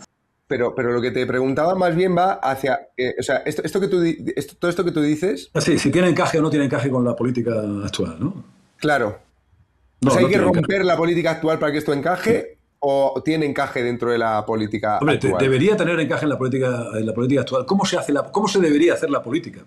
La política se debería hacer de abajo a arriba, pasando por todos los niveles técnicos que tiene la administración, todas las administraciones, siempre en base científica de las cosas que vayan a modificar o a incorporar, y la toma de decisiones políticas tiene que respetar eso. Si la toma de decisiones políticas no respeta eso, como está ocurriendo, pues entonces tenemos el conflicto que estamos teniendo en este momento. Es decir, hay quien se agarra y se esconde detrás del cambio climático, del escondite, del parapeto del cambio climático, y hay quien utilizamos la ciencia. Es decir, tenemos ciencia disponible suficiente. España es el país que mejores científicos en materia de incendios forestales del mundo tiene. Yo ayer estuve con Víctor Resco, que además de ser un buen amigo mío, es un tipo que decía además en la televisión, si yo volviera a nacer, me gustaría tener un profesor como Víctor Resco, es el científico más citado y que es el más prolífico a la hora de tener publicados en revistas especializadas, es decir, con el contraste correspondiente, artículos científicos sobre el problema de los incendios forestales, la gestión forestal, la prevención, etcétera, ¿no? Es decir, tenemos base científica sobrada a nivel global, a nivel mundial. Somos líderes mundiales. Tenemos los mejores directores de extinción del mundo. Es decir, están ayudando al Cal Fire en California. Hay un señor que se llama Joaquín Ramírez, que tiene una empresa que se llama Tecnosilva, que hace un trabajo magnífico, que lleva años viviendo en San Diego y trabaja para el Cal Fire. El New York Times le dio el premio al mejor técnico de gestión y de análisis de incendios forestales de Estados Unidos hace un par de años, ¿no? Joaquín Ramírez vive en San Diego. Y es el asesor estratégico del Cal Fire. Sí, pero en España no tiene predicamento. Ni Joaquín Ramírez, ni Víctor Resco, ni Marc Castelnau, ni Pepe Almodóvar, ni yo, ni ninguno de los que realmente tenemos... Bueno, pues sabemos de qué va esto y sabemos cómo se puede solucionar esto y tenemos además base científica y capacidad técnica para aplicarla, que no estamos hablando de una cosa extraña, ¿no? Que sea una utopía. Alguien me decía el otro día, eso usted está teniendo una utopía. Digo, oiga, yo he estado 5 años en el gobierno, ¿eh? Yo he gestionado bosques y he luchado contra los incendios forestales y le invito además a ver lo que pasaba antes de que yo llegara y lo que pasó durante el tiempo que yo estuve y en los años siguientes hasta que se volvió a disparar después, porque no corrigieron lo que tenían que haber corregido. Es decir, no estoy hablando por hablar, ni estoy defendiendo ocurrencias, sé lo que digo. Cabe en la política actual. Lo que quizás no quepa en la política actual son algunos políticos que no deberían estar al frente de determinadas políticas. Mencionabas la ciencia, dices, tenemos base científica. Yo tengo la impresión de que en los últimos años el fenómeno del calentamiento global, dado que se ha utilizado la evidencia científica del calentamiento y de su origen para establecer a su alrededor una secta, una creencia, tengo la impresión de que cuando tú dices, por ejemplo aquí, tenemos ciencia para combatir el incendio, hay gente que está viendo esto que pensará, otro con la ciencia, pero como si ciencia fuera sinónimo de creencia. Sí, exacto. Eso, ¿hasta qué punto, Paco, una parte de los científicos ha cavado esa tumba de la credibilidad? ¿O hasta qué punto es una reacción totalmente estúpida? O sea, no sé cómo lo ves. Hay pseudociencia, o sea, hay pseudocientíficos, incluso con titulación cualificada, universitaria, que son más serviles con el poder a la hora de darle argumentos y con él hacer los argumentarios que representantes realmente del mundo de la ciencia, ¿no? La ciencia es lo que se puede demostrar. Entonces, no verás a ninguno de esos, por muy científico que se reclame, que haya publicado en Natural Geographic, que haya publicado en Science Direct, que haya publicado en Nature, en cualquiera de las revistas científicas especializadas que tienen un comité de evaluación que te piden explicaciones por lo que dice, que te piden mayores datos de los que has aportado cuando estás intentando demostrar algo y que muchas veces no te lo aprueban, simplemente porque ven que no tiene una base argumental lo suficientemente sólida como para poder elevar lo que tú has escrito, a la categoría de ciencia o a la categoría de que lo publique un medio que le daría solo por eso categoría de ciencia, ¿no? Entonces, no verás a ninguno de esos que publique en revistas científicas, sin embargo sí sirven de parapeto o sirven también de palitroque para golpear en la cabeza de los científicos de verdad que sí publican con base científica, porque siempre dirán, no, hay un científico que es fulano, que es profesor de no sé qué en la universidad, no sé cuánto. ¿Cuánto ha publicado? En relación con esto, sobre todo, no digo que igual es un brillante científico en biología o en sanidad animal. No se lo voy a discutir, pero estamos hablando de incendios, de gestión forestal, de montes, de reducir las emisiones a la atmósfera por la vía de reducir los grandes incendios forestales. Somos también agentes contra el cambio climático, pero desde la ciencia, no desde la religión, ¿no? Hay más religión que ciencia. Y lamentablemente en esta otra parte donde estamos nosotros hay solo ciencia y además técnica capaz de aplicarla, ¿no? Sí. ¿Se puede luchar contra el calentamiento o hay que adaptarse de manera astuta a esta nueva realidad? Hay que adaptarse. Yo que fui responsable de medio ambiente de la Junta de Extremadura, y ya empezamos a hablar entonces de emisiones, hacemos algunas jornadas. Fíjate que el problema lo lejos que estaba. Estoy hablando de los años 90, principios de los años 90, cuando tú naciste. y estábamos hablando ya, empezamos a hablar fue la conferencia de Río en 1992, de Río de Janeiro, que fue la primera que habló de cambio climático y de adoptar medidas que impidieran el aumento de la temperatura media del planeta, precisamente por las emisiones, etcétera. Y Juan Carlos Domínguez Ibarra, que es un tipo con mucho sentido común, que era el presidente del gobierno al que yo pertenecía, me pregunta un día y dice, oye Paco, yo esto del cambio climático que decís y tal, los expertos, yo era responsable de medio ambiente de su gobierno. Me dice, y cuando se extinguieron los dinosaurios, ¿cuántas fábricas y cuántas industrias había? Porque él estaba defendiendo, con buen criterio, yo también, que el camino de Extremadura era una industrialización sensata. Porque no hemos tenido industrialización nunca, ¿no? Y lo que hemos tenido ha sido emigración, fábrica de trabajadores emigrantes para que fueran a contribuir al desarrollo de Madrid, de Barcelona, de Bilbao, de Alemania, de Suiza, de los grandes centros urbanos e industriales de España y de Europa, ¿no? Reclamábamos, y seguimos haciéndolo algunos todavía, oye, nuestra parte, sobre todo para transformar nuestros productos, los que se producen aquí, ¿no? También para luchar contra la despoblación, que es el gran mal al que nos lleva también a los incendios y por tanto al calentamiento global. Me decía, ¿qué fábrica había para que se extinguieran los dinosaurios? No le faltaba razón. Me digo, fue otro problema, cayó un meteorito, se nubló la Tierra no sé cuántas decenas de años y no había tal, y entonces los grandes consumidores de vegetación y de luz desaparecieron, nos quedamos solo los más pequeñitos, ¿no? Y no en todas partes, nos extinguimos también en muchas zonas. Con esto, ¿qué quiero decir? Que el cambio climático es una realidad permanente y no solamente porque haya emisiones. La Tierra está en continuo cambio climático, depende del Niño, de las corrientes del Niño, depende de tantas cosas que funcionan de una manera natural y que muchas veces las vemos que ocurren o incluso somos capaces de predecir que van a ocurrir, pero no somos capaces de evitarlo. Tú no puedes cambiar la corriente del niño o de la niña, que provoca grandes cataclismos medioambientales que todo el mundo relaciona con el cambio climático. Entonces lo que hay que hacer es adaptarse a eso. Entonces, no construyamos, hablando por ejemplo de inundaciones, que es el fenómeno que vendrá después de los incendios, cuando llega la época de... Antes en mi época lo llamábamos gota fría. No sé si tú ya naciste en la época de las danas. Yo creo gota fría, gota fría. Bueno, ahora lo llaman danas, ¿no? Entonces, no construyamos en los márgenes que el agua recupera cuando cae torrencialmente. Porque en 500 años ocurre una vez una gran avenida. Ese es el margen que tenemos que utilizar. Es muy bonito vivir a la orilla de un río. Es precioso vivir en medio de un bosque. Pero claro, si hay una inundación, se va a llevar por delante tu casa y posiblemente tu vida y la de tu familia. Si hay un incendio, te va a quemar la casa y probablemente te va a matar a ti y a tu familia, si vives en medio del bosque. Entonces, seamos sensatos.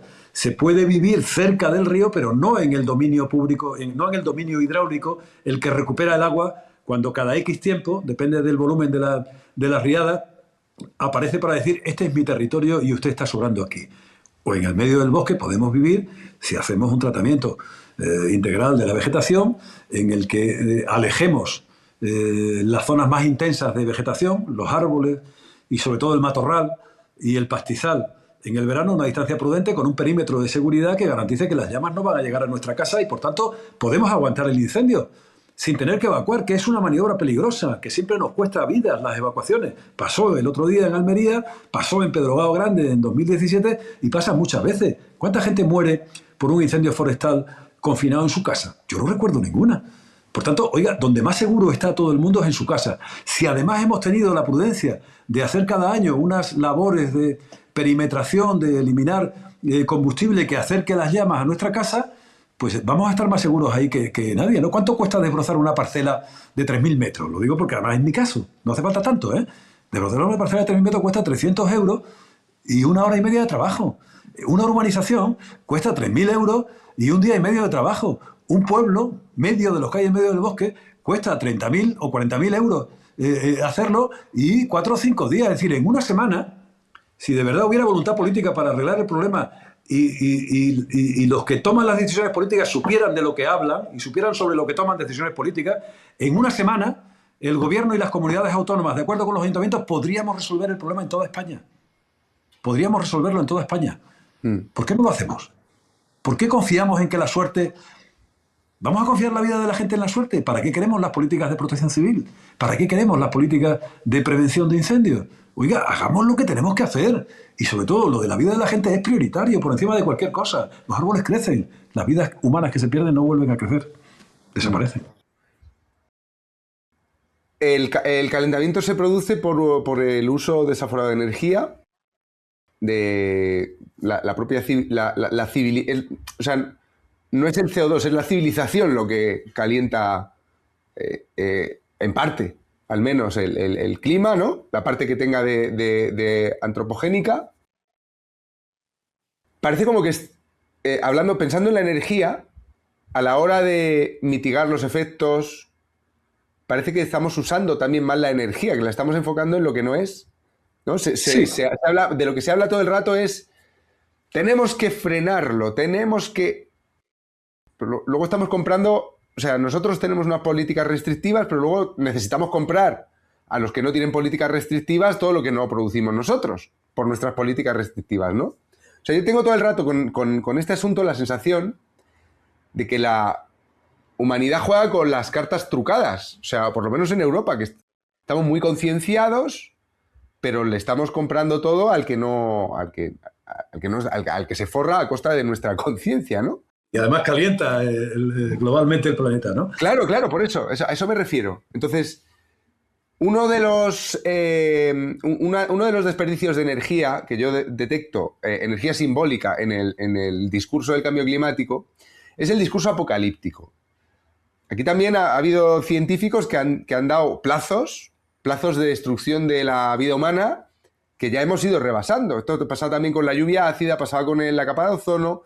Se han ido dando plazos de apocalipsis. Entonces, ¿qué piensas tú de la comunicación institucional sobre este problema? O sea, ¿no te parece una jodida locura que estemos todo el rato asustando a los niños y dedicando a eso una energía que podíamos dedicar a decir, oye, mira, vamos a ver cómo viven estos beduinos y vamos a aprender de los murcianos y vamos a aprender de no sé quién, cómo adaptarnos a lo que evidentemente va a ser un territorio más calentado? Por ejemplo, nosotros, Extremadura, tiene 1 millón de habitantes, ¿no?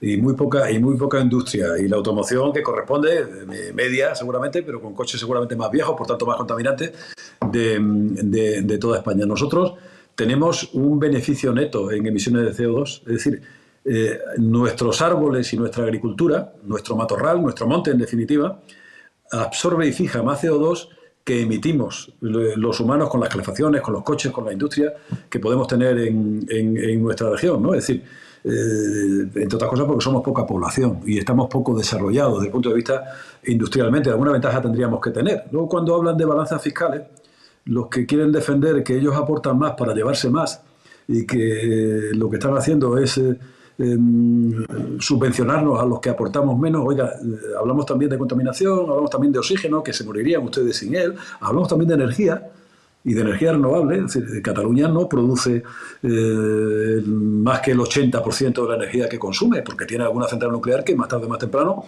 acabará cerrando con esta nueva religión climática que hay, aunque las centrales nucleares precisamente CO2 no emiten, ¿no? Si hay un accidente, por supuesto, como si hay un accidente de cualquier cosa, pues puede morir gente y todo lo que queramos. Pero fíjate, España, centrándonos en el mundo de la naturaleza y de los bosques, España produce el crecimiento de la vegetación del que te he hablado antes. Te he dicho que 60 millones de toneladas más había este año que el año pasado, cuando se quemaron 400.000 hectáreas en nuestro país. En términos energéticos, es decir, biomasa, eso es biomasa, 60 millones de toneladas de biomasa, es el equivalente en petróleo a 105 millones de barriles anuales. 105 millones de barriles de petróleo anuales. El 21% del consumo total de petróleo de la economía española. Y encima, si lo aprovechamos, estamos acelerando el ciclo de la absorción y la fijación de CO2 por una parte, estamos evitando que se queme y por tanto que haya una liberación masiva, como el año pasado, de emisiones por quemarse, y encima nos estamos autodotando de una energía que, como somos nuevos ricos, despreciamos. Uy, eso de la leña y los braseros suenan a las cosas de los pobres de antiguamente, ¿no? En las casas cuando estábamos poco desarrollados. Oiga, hoy se puede producir electricidad. Hoy se puede producir agua caliente sanitaria para calefacción y para consumo humano en las casas. Y con todo eso, que no producimos, o sea, que no aprovechamos, que lo producimos, es lo que produce los incendios forestales. 105 millones de barriles de petróleo en nuestro país. Imagínate que yo fuera un jeque árabe, venía con turbante y tal. Muchas pintas no tengo, pero imagínate que viniera con turbante y tal, y tuviéramos la entrevista y te dijera: voy a abrir una serie de pozos en distintas comunidades autónomas de petróleo y voy a tener una producción de 120 millones de barriles de petróleo al año. A que me daban el premio empresario del año, del siglo y del milenio, y me hacían todos los homenajes posibles, me recibían en Moncloa, en Zarzuela y en todas las comunidades autónomas. Pues eso es lo que tenemos en los montes, y eso es lo que provoca los incendios, y eso es lo que provoca la aceleración del cambio climático también, porque se quema y multiplica las emisiones a la atmósfera, mucho más que la automoción y que la producción eléctrica convencional. No hay que volver al brasero, ni hay que volver a la lumbre para calentarnos, como hacía mi madre. Mi madre hacía desayunar, de comer y de cenar todos los años con lumbre en la chimenea. En verano, para no calentar la casa, que ya bastante se calentaba con el calor de verano, que también hace calor, aunque no fuera tanto como este que hace ahora. O yo creo recordar que sí, lo que pasa es que todos estamos acostumbrados al aire acondicionado y no recibíamos el choque del lugar en que trabajamos, de la casa, cuando salimos a la calle, porque estábamos en ese entorno de horno 24 horas al día y 365, no, los 3 o 4 meses que duraba la época de calor, ¿no? En verano lo hacía en otra casa que había al lado, que era la de los labradores, que ya no había o que ya habían recogido la cosecha y no estaban allí, para no calentar excesivamente la nuestra, pero seguía haciendo de comer con la lumbre de la chimenea, ¿no? No se trata de eso, se trata de aprovechar la energía, de llevarla. Tú no te vas a enterar, aunque puedes comprarla, de que la energía que consumes está producida con biomasa y por tanto ayudas a reducir el riesgo de incendios forestales. Estoy pensando además, no lo tengo desarrollado todavía, pero cuando tenga tiempo lo haré, en crear una marca o una denominación de calidad, no de origen, porque sería en todo el territorio español. Este producto nos ayuda a evitar los grandes incendios forestales. Las aceitunas del olivar tradicional de montaña, que abre espacios al monte y evita que el fuego pase. Los huertos, los productos de los huertos, los tomates, los cabritos, los lechones de cerdo ibérico que se crían salvajemente, de manera salvaje y natural en el campo. La luz procedente de biomasa, la calefacción procedente de pellets o de astillas que hemos quitado del bosque. Todos esos productos nos ayudan a reducir los incendios forestales. Y si la ciudadanía que nos escuche, la gente que nos escucha, tiene buena voluntad y de verdad quiere ayudarnos a arreglar el problema, en lugar de escuchar a profetas del cambio climático, que es una religión falsa, como la explican ellos, me refiero, que hagan lo que puedan por evitar los incendios, que consuman productos que nacen y crecen y mantienen población en medio de las zonas de monte, que tengan la luz preferible. Si hay una demanda de luz de biomasa, de luz eléctrica de biomasa, que es incluso más barata que la luz eléctrica que nos llega a nuestras casas ahora mismo, si hay una demanda mayor y la gente le empezamos a decir a las compañías eléctricas: oiga, yo quiero luz de biomasa, oiga, yo quiero calefacción de biomasa, oiga, yo quiero calefacción de pellets y quiero calefacción y agua caliente sanitaria de biomasa, estamos obligando al mercado a rotar hacia un producto que igual no es tan de la cultura del pelotazo, no hace ganar dinero de manera tan desmesurada a los que lo aprovechan y lo explotan, pero hace ganar o mantiene beneficios superiores al 10 o al 12%, que ya es un buen beneficio, ¿no? Para una actividad económica y para una actividad empresarial, te lo digo desde el punto de vista de la experiencia personal que tengo. Por tanto, lo que hay que hacer es cambiar la cultura, cambiar la comunicación, explicarle a la gente estas cosas para que quien de verdad esté comprometido nos ayude a luchar contra eso que luchan los falsos fariseos que nos conducen directamente al cataclismo global, sin ninguna duda. Uh-huh.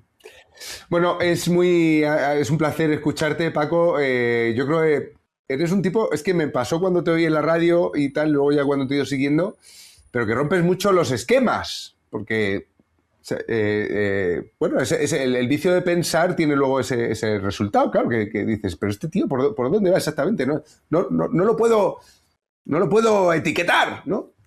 Pero en este canal hay un castigo para todos los que venís, que es que la última pregunta, que a veces son dos incluso, porque la hace José, la hace la voz en off. Entonces ahora yo te dejo en manos de lo que se le ocurra también a este, que también le da la cabeza, o sea que... Vamos allá. Soy peor que un incendio de sexta generación.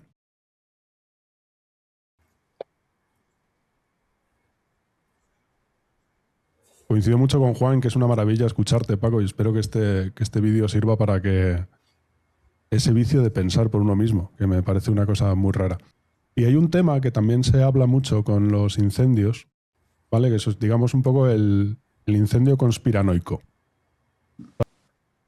Porque, claro, hablamos del campo, pero el campo también es un negocio. Entonces, ¿sabes cuando esto se habla que hay un incendio y dicen, no, es que aquí luego hay litio, o es que van a hacer una planta de no sé qué? O sea, tú que además has estado un poco, o sea, que has estado varios años trabajando con políticos y sobre el campo y tal, ¿esas cosas se comentan así alegremente porque nos encanta la conspiración o también hay cosas de esas?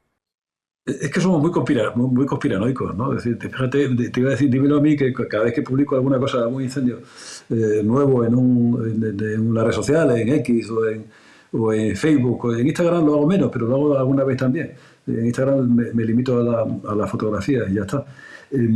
Siempre hay un montón de gente que viene y que me pega pseudonoticias, fake news, noticias falsas, que dice, no sé qué, fíjate, en Los Gallardos, uno me ha pegado, esta mañana lo he visto, lo habrá hecho antes, quieren hacer una planta solar fotovoltaica en Los Gallardos, digo, pues no la van a poder hacer porque la ley prohíbe transformar el uso del suelo forestal que se ha quemado durante 30 años, y eso no ha cambiado, es decir, algunos, en la época de Rajoy, que cambiaron la ley, antes era 30 años sin ningún tipo de exclusión, Rajoy la cambió, eso generó un rechazo de la izquierda, e incluso yo el primer reflejo que tuve, luego leo, claro, a mí me gusta leer, no el titular solo, sino lo que viene debajo, ¿no? En el artículo correspondiente de la ley, lo que excluyó fue para fines de interés social y ejecutados con carácter público y por la administración correspondiente, por ejemplo, construir un hospital. ¿Vas a decir que no puedes construir un hospital que es necesario en un terreno porque se haya quemado? Entonces, los contrarios de ese hospital igual la han quemado para que no se pueda construir el hospital, ¿no? Tengamos cuidado con esas cosas también. O construir un centro de mayores, un hogar de pensionistas, una escuela, un colegio público, una guardería. Esas cosas públicas se pueden hacer aunque se haya quemado el monte sobre el que se vayan a construir. Las demás no se puede. Es decir, si se ha quemado y había un proyecto, incluso que lo hubiera, que se estuviera tramitando en ese momento, ya no se podría construir.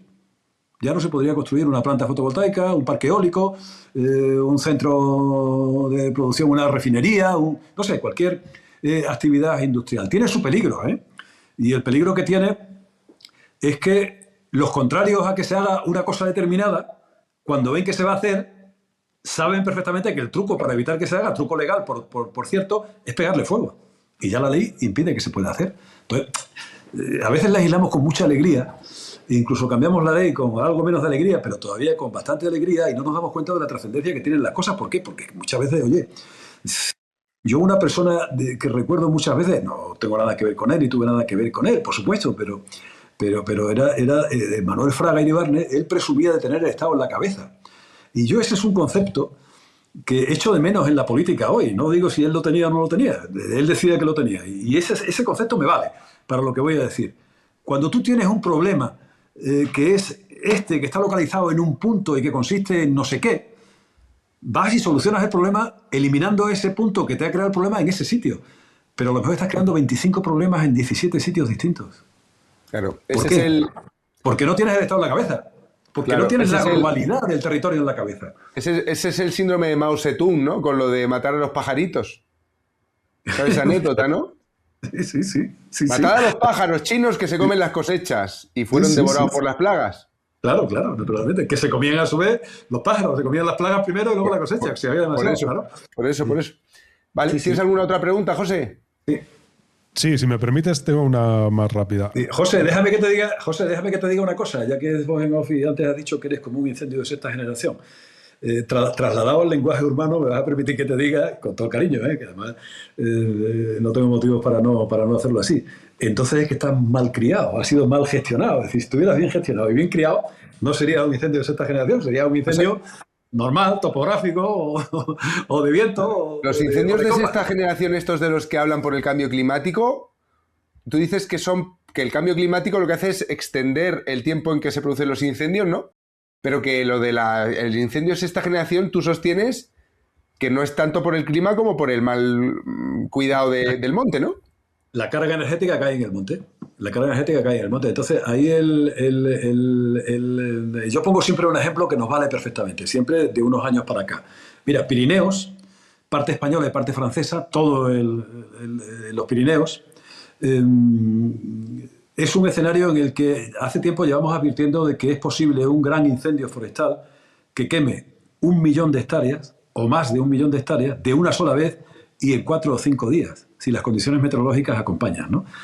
Eso, a principios del siglo, en el año 2005, los primeros 5 años del siglo, tenía una ventana de oportunidad, es decir, había posibilidades meteorológicas y atmosféricas de baja humedad, de viento, de radiación solar, etcétera, que era de 4 días al año. Durante 4 días podía producirse ese fenómeno. No era poco, pero eran 4 días solo. Hoy es de 28.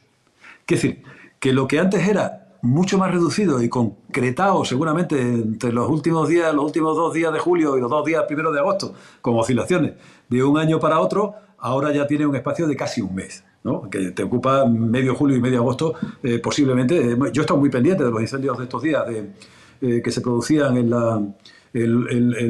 Loyozuela, en Madrid, un poco más allá, como a unos 15 o 20 kilómetros, en la Mierla, a continuación Orés, en el Valle del Ebro, en Zaragoza, y por último en Francia, al lado francés, había un canal, digamos un corredor, en que las condiciones meteorológicas eran propicias a ese tipo de incendios, que eran de sexta generación, todos eran de sexta generación. El de Madrid no llegó a coger, el de los de Viola, todos los demás sí. Se unían, además, hay una imagen de satélite que yo la distribuí y la publiqué en redes sociales, que unía las columnas de humo de uno con otro, de incendio, hasta Francia, ¿no? Desde el de Madrid.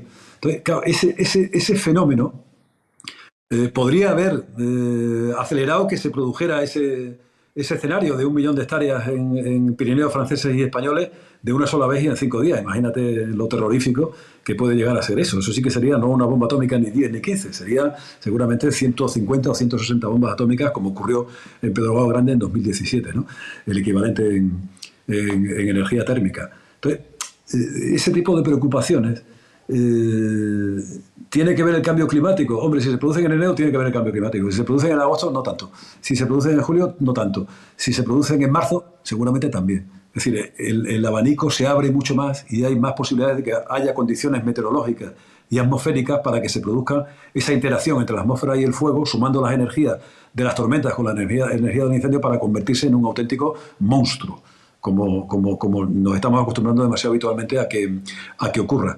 Pero eso, trasladado 100 años atrás, es decir, en 1926, con estas mismas cargas de combustible, con este abandono del medio rural y de los montes, tendrían la misma intensidad y harían el mismo daño. Y tendrían la misma velocidad de propagación. Menos días al año, pero ocurría. Y además moriría mucha gente porque los campos estaban mucho más habitados que ahora, que prácticamente no hay nadie, ¿no? Pero aquellas cargas de vegetación, que es lo realmente importante, lo que debe enseñarnos la lección, para que la expliquemos a la gente que nos oiga, aquellas cargas de vegetación que había cuando los montes estaban habitados y estaban vividos y estaban aprovechados y la gente vivía de ellos, trasladadas a 2026, es decir, con pleno cambio climático, crisis climática, 2 huevos duros más y lo que diga Pedro Sánchez sin ningún tipo de problema, los apagaríamos con la gorra. Los apagaríamos con la gorra. No necesitaríamos ni medios de extinción para apagarlos. Entonces, hombre, vale, el cambio climático y lo que digan, 2 huevos duros más y lo que quieran, y la crisis climática, vamos a discutir por eso. Pero vamos a perimetrar los pueblos, las urbanizaciones, las casas aisladas, para que no se nos queme la gente ni se quemen las casas de la gente. Vamos a reducir cantidad de vegetación dentro de los montes para que sean más biodiversos y si hay incendios, que los habrá, sean más fáciles de apagar y no pongamos en peligro la vida de los bomberos. Y luego seguimos hablando de cambio climático, sin ninguna duda. Pero mejor haríamos si nos fuéramos a Naciones Unidas, reuniéramos a los 192 países que forman parte de Naciones Unidas, convenciéramos a China, convenciéramos a Trump en Estados Unidos de que esto del cambio climático es un desastre total y vamos a cambiar las políticas energéticas y los modos de producir que tienen nuestras economías a nivel global. Pero eso no lo vamos a conseguir. Por tanto, ¿para qué perdemos esfuerzos inútiles que solo conducen a la melancolía? Y no hacemos lo que tenemos que hacer, que solucionaría el problema de una manera eficaz y rápida. Mira qué fácil de entender. Pues no sé si... Disculpa que te corté con lo de cambio, con lo del... No, pero sí, es que da gloria escucharte, tío. Pero, José, ¿tú quieres algo más o le dejamos libre? Solo quiero poner un vídeo porque he hablado de la gota fría de Valencia y si me permitís os voy a poner un pequeño vídeo. Es verdad que hay siempre una cierta tensión sobre qué se considera que esté limpio un cauce, ¿no? Limpio un cauce es que no haya bosque de ribera. Pues básicamente lo que dicen los expertos, los ecólogos, los expertos en hidrología, es que es bueno que haya bosque de ribera, porque eso frena y facilita un buen discurso del agua por el río. Y es verdad que son barrancos secos, hay montones de barrancos en este y que esta señora haya sido ministra, y además vicepresidenta, de la Unión Europea. Bueno, todo el mundo sabe que todo el mundo que ha estado en el campo una vez y sobre todo conoce los barrancos. Los barrancos son de avenidas, no son cauces permanentes. Por tanto, no pueden tener vegetación de ribera. Por mucho que coincida ese tipo de vegetación con el apellido de la señora ministra y hoy vicepresidenta de la Comisión Europea, ¿no? Es decir, bosques de ribera se dan en cauces permanentes y tienen su tratamiento también. Hay que gestionarlos, porque si no, ¿qué ocurre? Que pierden ramas, se caen ramas, hacen diques, se producen diques artificiales que lo que hacen es, con las grandes avenidas, cuando llueve torrencialmente, aunque sean cauces permanentes, se hacen represas que de pronto revientan, porque no son presas construidas al modo humano, son hechas por la naturaleza, ¿no? Como si lo hubieran hecho los castores. Hacen represas que de pronto revientan y provocan inundaciones aguas abajo, porque han ido acumulando una carga de agua, un embalse de agua que no es natural, aunque sea por causas naturales, que de pronto revienta y se lleva a poblaciones. Incluso aquí en Extremadura yo recuerdo que además había sido poco después de un incendio de hace unos años, en plena Semana Santa, murió una familia entera menos la niña pequeña, el marido, la mujer y el hijo mayor. Se salvó una niña pequeña de 5 o 6 años. Estaba haciendo barranquismo con un profesional. Estaba haciendo barranquismo, el cauce era normal, ¿tal? Y de pronto vino una riada sin avisar, sin que estuviera lloviendo, en las partes altas de la sierra de Gredos. Y vino una riada sin avisar y se los llevó por delante. Claro, no dio tiempo a salir. Es decir, imagínate que pronto se hubiera reventado un embalse, pues se presenta la riada sin que está lloviendo, pues te das cuenta de que el cauce va subiendo poco a poco. Todos los cauces naturales, incluso en los barrancos, suben poco a poco, a medida que van canalizando el agua. Para eso son las redes de drenaje, ¿no?, que está cayendo en las partes altas de la cuenca. Se produjo un embalse por los restos vegetales tras el incendio que no habían sido retirados, y ese embalse reventó y se llevó por delante una familia entera y se pudo llevar al pueblo que estaba debajo.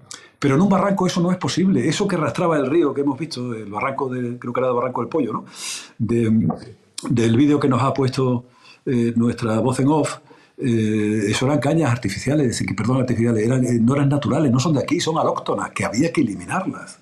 Que el propio movimiento ecologista, de verdad, en serio, aunque tenga sus velidades, que yo discrepo con ellos en muchas ocasiones, esos defienden que ese tipo de vegetación hay que eliminarla. ¿Por qué? Porque hace competencia a la vegetación natural y te crea un problema en el caso de avenidas. Eso no hubiera ocurrido si el cauce hubiera estado limpio, como se limpia de manera natural cada vez que llueve torrencialmente. pero ya crece tanto que antes no había, porque son especies alóctonas. Las cañas esas derribaron un puente, precisamente por el dique que se hizo en los vanos del puente con la riada, precisamente por las cañas esas, que no son autóctonas, como te digo. Claro, si los autóctonos no lo quitamos, nos crean este tipo de problemas. Si lo hubiéramos quitado, la avenida hubiera sido una avenida normal, no te hubiera creado ese tipo de problema. Hombre, 700 litros por metro cuadrado te lo hubiera creado, sinceramente, ¿no? Pero el puente no lo hubiera derrumbado. Y muchas de las grandes riadas que vinieron, que son como consecuencia de haberse hecho diques, primero ir reteniendo el agua y soltarla de pronto, tienen el mismo efecto que si reventara una presa, ¿no? Entonces, esas cosas, hombre, no debería ser necesario ser ministro para saberlas, pero sería necesario saberlas para poder ser ministro, ¿no? Para pontificar con ellas, claro. Pues nada, Paco, oye, me ha encantado hablar contigo este rato. Creo que a la audiencia del canal le va a sacudir, le va a encantar. O sea que muchísimas gracias. Ha sido un placer enorme. Y esperamos que voces como la tuya dejen de ser disidentes. Esperemos. Deberíamos ser mayoría. Por lo menos en el medio rural lo somos, ¿eh? En el medio urbano no tanto. Pero con programas como este, con tu canal y con todo lo que podamos hacer a partir de ahora, con los conocimientos que tengamos unos y otros. Y además yo estoy encantado, que te digo que si quieres, bueno, mañana no, que vamos a aburrir a la audiencia, pero cuando tú quieras, dentro de un tiempo, aquí estoy para que hablemos de eso o de lo que quieras, ¿eh? Que yo también puedo hablar de política. Lo hago. Estupendo. Pues estás invitadísimo, esta es tu casa. Un abrazo muy grande y nos vemos. Un abrazo. Un placer, muchas gracias, Juan.